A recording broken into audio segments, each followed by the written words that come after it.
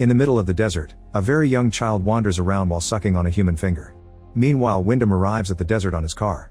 He also wanders around and even goes as high as he's capable to find the perfect spot to take pictures of the oncoming eclipse. After a few hours of waiting, he manages to take some incredible photographs and gets ready to leave.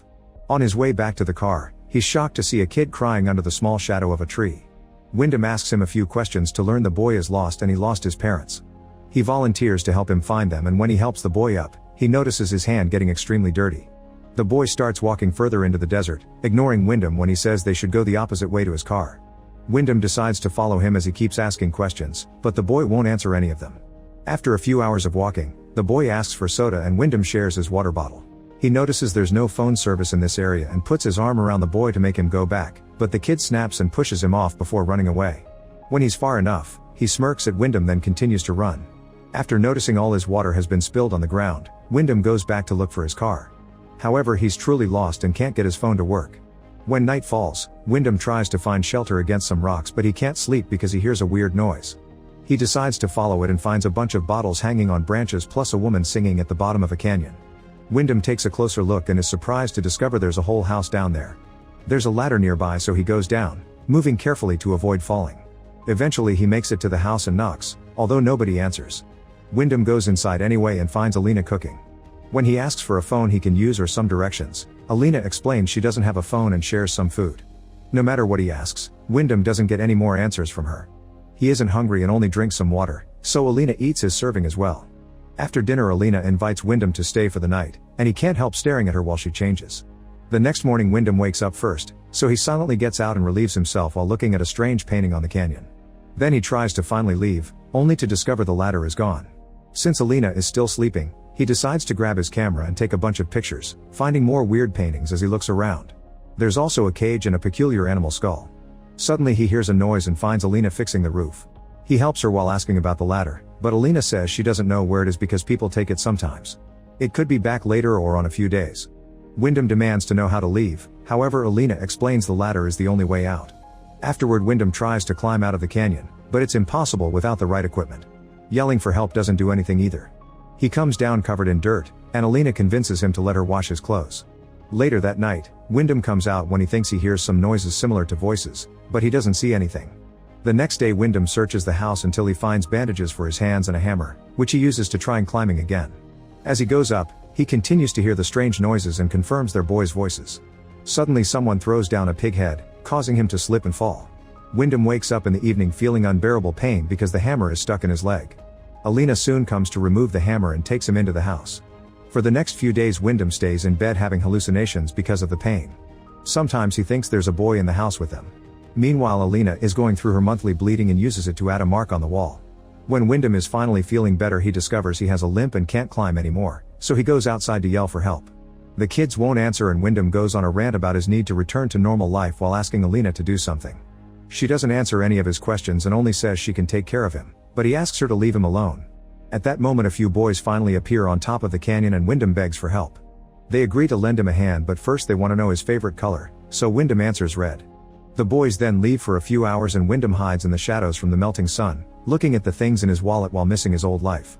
When the boys come back, they throw some rope for Wyndham, who ties it up around his body but doesn't hear a boy say he should have chosen blue. With Alina watching from the window, the boys start pulling Wyndham up, but they stop midway. Starting to lose his mind, Wyndham yells at them and tries to climb the rope, but it makes his wound hurt more. The boys leave him hanging for a few hours and Wyndham's skin is becoming red because of the sun. Suddenly a boy starts peeing on him while the others move the rope from side to side and chant in a mysterious language. A terrified Wyndham begs Alina for help, so she comes out and scolds the boys in the strange language, causing them to lose control of the rope. Wyndham hits his head against the canyon and passes out. In the evening, Wyndham wakes up in bed. He immediately tries to run away, but he barely takes a few steps before collapsing. When Alina comes to check on him, she explains the boys are strays that the desert brings together. She also says Wyndham belongs there now, so he should behave and stay silent to survive. The boys then appear on top of the canyon again and start spiting at him while Alina has her dinner inside, ignoring the screaming. From then on Wyndham has no choice but to accept his new life with Alina. Noticing his clothes have been ruined, Alina offers him new ones from a trunk, and Wyndham is surprised to see she has many men's garments. Later he helps with the farming and plants some seeds because somehow the ground is fertile on a very specific section of the canyon. He's interrupted by one of the boys sending down a box of things, which Alina quickly takes inside. When Wyndham asks where they found it, she says it doesn't matter and lets him keep the bottle of whiskey. As days pass, Wyndham grows frustrated because Alina only talks when necessary and doesn't engage in actual conversation. When he complains about it, she announces he's drunk enough and stops him from grabbing the bottle again. That night he hears the boys being loud and runs outside, ignoring Alina's warnings. He grabs an axe for protection and searches the area until he finds one of the boys dressed as a woman while the others run nearby laughing. They distract Wyndham so the crossdresser can tackle him to the ground and lick his face, calling him the F word. Wyndham manages to push him off and runs back into the house, yelling as he demands an explanation. A nervous Alina only says he's scaring her, yet Wyndham yells some more before taking back the bottle to keep drinking. When Alina tries sending him to bed, he refuses and points out he isn't some boy that takes orders, he's a real man. Alina agrees he's a man and proceeds to undress. After washing her body, she embraces Wyndham and comforts him until he does the naughty with her. She doesn't look like she's enjoying it, and the boys chanting can still be heard outside. A few weeks pass and Wyndham is happy to see the plants are growing.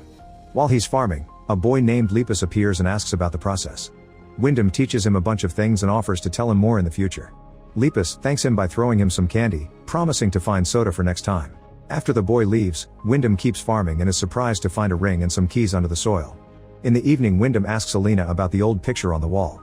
She explains that woman isn't her mother, it's the first mother and she doesn't know much about her. Alina also announces that she's pregnant, but she doesn't expect Wyndham to be a father. Furious, Wyndham accuses her of planning it all and refuses to let a baby grow in this environment, calling Alina an inbred half-wit. Sometime later Wyndham hears some birds coming after his plants and runs outside to scare them off, but unfortunately the crops have already been destroyed. Alina comes out to help too and they work together to fix what they can. That night, Wyndham can't sleep because Alina keeps on singing outside. One morning Wyndham is running around the canyon to stay fit when suddenly he sees a plane fly by. However, he doesn't even bother to yell, knowing they won't see or hear him. At that moment Lepus shows up and apologizes because he couldn't get soda. Wyndham is eager to teach him anyway and wonders if the boy doesn't want to leave, but Lepus explains they aren't allowed to leave the palace.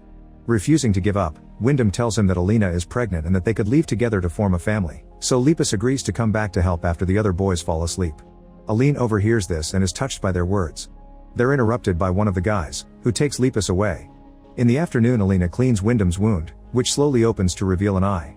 However, this is just a dream. During dinner Alina surprises Wyndham with some questions about the outside world. Wyndham tells her what being free is like and has to explain what a cheeseburger is. He also admits that if he leaves, he'd miss the silence they shared. In return he asks her about her life so Alina shares that mother told her they live in the desert because out there lives a mirage, meaning it's not real. To change her mind, Wyndham brings his camera and shows her the pictures of the eclipse. He accidentally plays a very short video he took in the car with music coming from the radio and since Alina never heard music before, she laughs and asks him to play it over and over. That night Wyndham dreams of flames and the boys chanting. In the morning Alina comes out and cries out in grief when she discovers Lepus' dead body hanging above them. She starts yelling at the boys in the strange language, but she does say in English that this is not what brothers do.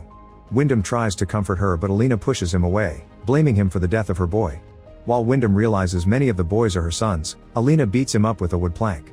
For the next few months Wyndham is kept inside a cage and Alina only approaches him to bring him food. Whenever he sees the boys on top of the canyon, he tries to get their attention but they ignore him. One day Wyndham is excited to see a hiker passing by and asks her to save him, so the woman leaves to find help. Unfortunately the boys find her first and quickly kill her, causing Wyndham to have a breakdown. He keeps hitting and shaking the cage, yet Alina pays him no mind.